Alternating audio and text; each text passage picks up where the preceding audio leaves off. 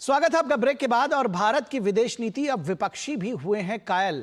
और रूस यूक्रेन के बीच 1 महीने के युद्ध विराम समझौते के साथ ही भारत के रुख की भी हर ओर सराहना की जा रही है। पीएम मोदी की अगुवाई में भारत शांति का पक्षधर रहा है। पीएम मोदी दोनों देशों के राष्ट्रपतियों से मिले। इस दौरान उन्होंने कहा कि ये युद्ध का काल नहीं है। इस दौरान भारत पर इस बात का दबाव था कि वो रूस या यूक्रेन किसी एक के पक्ष में खड़ा दिखे। युद्ध के शुरुआती दौर में देश में विपक्षी दलों ने संसद में भी बहस के दौरान सरकार के विदेश नीति की आलोचना करते हुए यूक्रेन के पक्ष में खड़ा होने की वकालत की थी। लेकिन पीएम मोदी की अगुवाई में देश अपनी विदेश नीति के साथ अडिग रहा। पीएम मोदी ने कहा कि इस युद्ध में हम तटस्थ नहीं हैं, हमारा भी एक पक्ष है और यह पक्ष शांति का है। इस दौरान लगभग 1.5 महीने के भीतर पीएम मोदी रूस और यूक्रेन का उन्होंने दौरा किया। दोनों ही राष्ट्रपतियों ज़ेलेंस्की और पुतिन से पीएम मोदी ने मुलाकात की और दोनों ने ही पीएम मोदी का बाहें फैलाकर स्वागत किया। दोनों ने ही उन्हें गले लगाया। हाल ही में अमेरिकी राष्ट्रपति ट्रंप के संघर्ष विराम प्रस्ताव के बाद राष्ट्रपति पुतिन ने भी इस बात की तस्दीक की है कि पीएम मोदी समेत दुनिया के कुछ प्रमुख नेता शांति स्थापित करने का लगातार प्रयास कर रहे हैं। इस बीच विपक्ष के कुछ नेता दबे स्वरों में और कुछ एक खुलकर पीएम मोदी के और भारत की विदेश नीति की सराहना कर रहे हैं। यूएन में यानी कि संयुक्त राष्ट्र में 29 साल तक विभिन्न पदों पर रहे पूर्व विदेश राज्य मंत्री और कांग्रेस के सांसद शशि थरूर ने पीएम मोदी और भारत की विदेश नीति की मुक्त कंठ से सिर्फ सराहना ही नहीं की है, पूर्व में सरकार की आलोचना किए जाने की अपनी गलती भी उन्होंने स्वीकार की। शशि थरूर ने दिल्ली में जारी रायसीना डायलॉग में स्वीकार किया कि रूस यूक्रेन युद्ध को लेकर 2022 में जो रुख उन्होंने अपनाया था वो सही नहीं था। अब उन्हें उस बयान पर अफसोस हो रहा है। उन्होंने कहा कि ऐसा लगता है कि मैं बेवकूफ बन गया। आपको बता दें कि 2022 में रूस यूक्रेन युद्ध शुरू होने के बाद शशि थरूर ने संसद में कहा था कि भारत का रूस यूक्रेन युद्ध पर इस तरह चुप हो जाना यूक्रेन और उसके समर्थकों के लिए निराशाजनक होगा। लेकिन अब शशि थरूर ने अपनी गलती को स्वीकार करते हुए कहा है कि मुझे 3 साल बाद ऐसा लगता है कि मैं बेवकूफ बन गया। भारत ने जो नीति अपनाई उसका साफ तौर पर यह मतलब है कि भारत के पास आज एक ऐसा प्रधानमंत्री है जो 2 सप्ताह के अंतराल में यूक्रेन के राष्ट्रपति और रूस के राष्ट्रपति दोनों को गले लगा सकता है।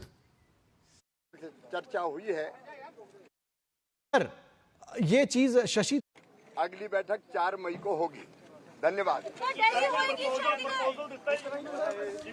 तो शिवराज सिंह चौहान की एक लाइव प्रेस कॉन्फ्रेंस थी, उससे जुड़ी हुई खबर हम आपको आगे दिखाएंगे। लेकिन हम एक बार वापस अपनी खबर पर लौटते हैं और बात करते हैं कि जिस तरह से ये सवाल अगर शशि थरूर ने खड़ा किया है, शशि थरूर कह रहे हैं, तो ये सवाल तमाम सारे लोग कह रहे हैं कि आखिर बीजेपी के खासतौर पर बीजेपी के लोग कह रहे हैं कि कांग्रेस के जो दूसरे नेता हैं जिनमें राहुल गांधी हैं या मल्लिकार्जुन खड़गे हैं, वो आखिर इसको कब समझेंगे। क्या कुछ कहते हैं कांग्रेस के वरिष्ठ नेता शशि थरूर ने क्या कहा, आइए आपको सुनाते हैं। 3 years later, it does look like I'm the one with egg on my face, because clearly the policy has meant that India has actually a prime minister who can hug both the president of Ukraine and the president of Moscow 2 weeks apart and be accepted in both places. And therefore, India is in a position where it can make a difference to a lasting peace, if it was so required, in ways that very few countries would be able to. और रविशंकर प्रसाद BJP के नेता क्या कुछ कह रहे हैं, आइए उनको सुनते हैं।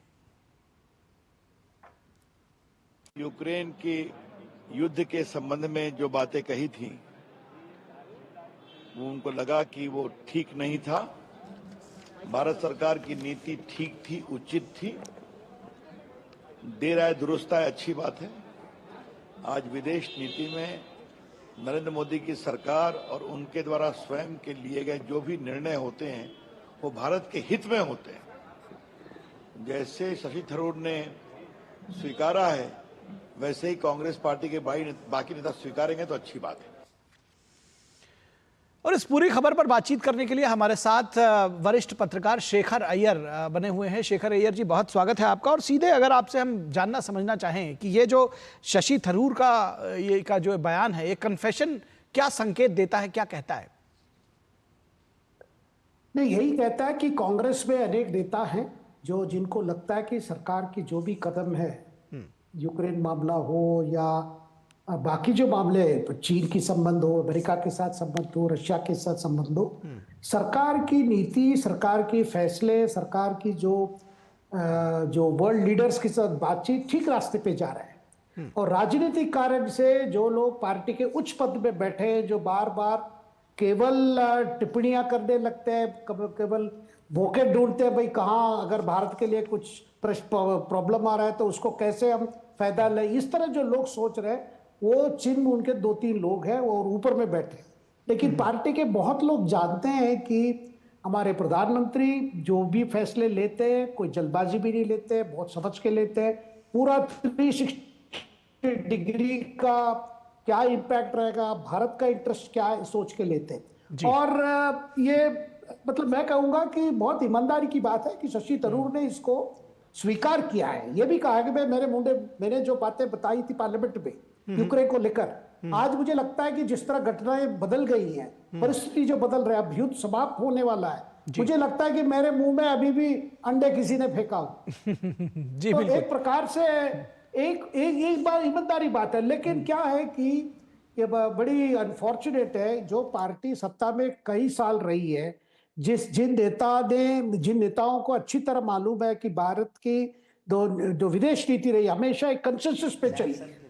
जब कांग्रेस सत्ता में थी और भारतीय जनता पार्टी विपक्ष में थी, कई बातों पे भारतीय जनता पार्टी ने सरकार को मतलब सहयोग भी किया है, समर्थन भी दिया है। लेकिन जब से 2014 के बाद, जब से नरेंद्र मोदी जी प्रधानमंत्री बने हैं, कांग्रेस के नेता खास करके राहुल गांधी जी का एक ही रवैया रहा है, भाई कुछ भी हो हमें आलोचना करना है, कोई क्रेडिट नहीं देना है, कुछ नहीं करना है जी।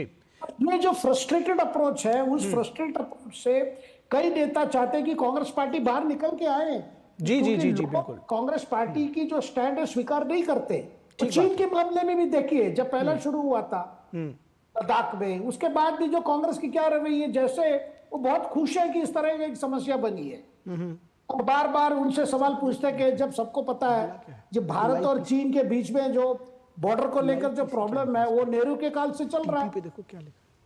तो मुझे लगता है कि शशि थरूर जैसे नेता अगर इसको स्वीकार कर रहे हैं, इसका मतलब पार्टी के अंदर भी ये बात बहुत जोर से कही जा रही है, लेकिन सब मजबूर है क्योंकि राहुल गांधी जी की जो लाइन है उससे बाहर नहीं निकल सकते। लेकिन मैं कहूंगा बहुत ईमानदारी से शशि थरूर ने खुल के अपने स्टैंड लिया है। ठीक बात है। अच्छा, एक बात और समझना चाहेंगे शेखर अय्यर जी आपसे कि ये जो उस दौरान जिस तरह का दबाव कहीं ना कहीं इंटरनेशनल कम्युनिटी से, वेस्ट की तरफ से आपने देखा, और उसके साथ ही साथ रूस हमारा पुराना मित्र था, आपने देखा तेल खरीदने की बात हो, किस साफगोई के साथ में, जिसको कहते हैं कि हमारे देश के हित में क्या कुछ होगा, राष्ट्र प्रथम वाली जो भावना थी, वही विदेश नीति में साफ तौर पर झलका। ये आपने साफ तौर पर देखा होगा। कितना आपको लगता है कि ये जो टफ स्टैंड रहा होगा, कहीं ना कहीं निश्चित तौर पर फैसले लेना आसान नहीं होता है और उस पर दृढ़ रहना ये भी आसान नहीं होता, ये किस तरह से लाभप्रद रही है हमारे लिए नीति की, एक ऐसा माहौल बना कि हम दोनों ही राष्ट्रपतियों को जाकर हमारे प्रधानमंत्री गले लगा सकते हैं? बिल्कुल निखिल जी, जब ये युद्ध शुरू हुआ था यूक्रेन और रशिया के बीच में 2022 में, आप जानते हैं इतना प्रेशर भारत पे पड़ा कि आप या रशिया के साथ रहो या हमारे साथ रहो। लेकिन भारत का कहना है भाई हम किसके साथ हैं या आप किसके साथ बात नहीं है, क्योंकि पहले से ही भारत का यही एक स्टैंड था भाई आप युद्ध से कुछ होने वाला नहीं है, आपको दोनों को बिठाना पड़ेगा, एक ही नेगोशिएटिंग टेबल पे आना पड़ेगा, फिर जाके मामला सुलझेगा। और भारत पर यह प्रेशर था भाई आप रशिया से तेल मत खरीदो और पूरे हमारे साथ आ जाओ। लेकिन भारत की जो ऊर्जा की रिक्वायरमेंट है, हमारी पूरी आर्थिक व्यवस्था ऐसी है भाई, हम तेल के मामले में किसी और, हमारी संबंध रशिया से लंबे समय से है, हमारी संबंध अमेरिका से भी अच्छी है। तो हमने बहुत बार कोशिश की उनको समझाने का, और अमेरिका के सरकार उस समय प्रेसिडेंट बाइडेन वो भी समझ गए कि भारत जिस बात को सामने रखिए उसमें है।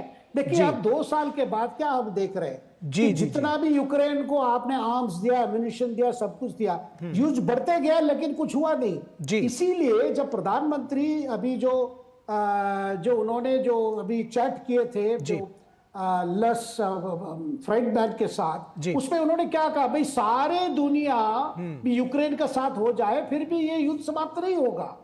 ठीक बात है। तो ये एक दो आज हमारी बात सब मान रहे हैं। राष्ट्रपति पुतिन ने भी और स्वीकार प्रधानमंत्री ने भी जिस साफगोई के साथ और जिस फर्मनेस के साथ उन्होंने ये बात कही कि भारत का जो पक्ष है, भारत इसमें तटस्थ नहीं है, भारत का पक्ष है कि वो शांति के साथ है, और शायद वही आज जो है परिलक्षित हो रहा है, वही सामने आ रहा है। बहुत शुक्रिया इस तमाम बातचीत के लिए शेखर अय्यर जी।